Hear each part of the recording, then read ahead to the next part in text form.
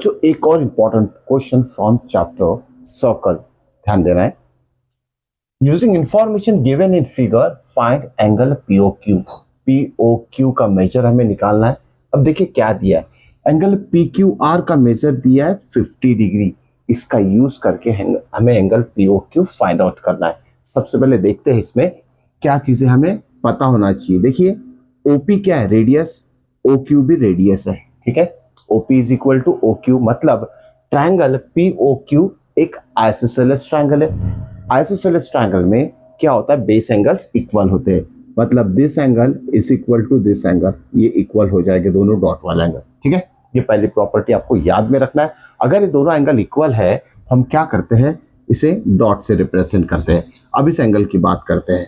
देखिए सर्कल में अगर कोई टेंजेंट है, वो सर्कल को किसी पॉइंट में टच कर रहा है और उसी पॉइंट पे अगर हम सेंटर से लाइन ज्वाइन कर देते हैं which is nothing but radius, तो टेंजेंट रेडियस थ्योरम से क्या होता है, ये जो एंगल फॉर्म करेगा रेडियस और टेंजेंट वो कभी भी 90 डिग्री रहेगा, ध्यान में रखिएगा। तो ये एंगल हो जाएगा 90, ओके।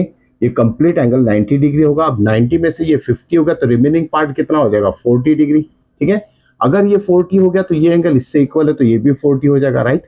ये दोनों एंगल हमें मिल गया है। एंगल सम प्रॉपर्टीज हम क्या करेंगे, एंगल ओ या फिर पीओक्यू फाइंड कर लेंगे। तो हम लिखेंगे angle P plus Q plus angle O is equal to 180 degree by angle sum property.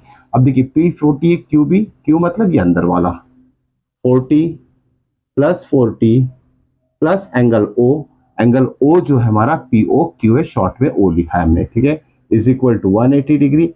Angle O is equal to 40 plus 40 180 होगा, राइट साइड में शिफ्ट कर दीजिए, -80 हो जाएगा। अब एंगल ओ को हम फुल फॉर्म में लिखते हैं पीओ क्यू।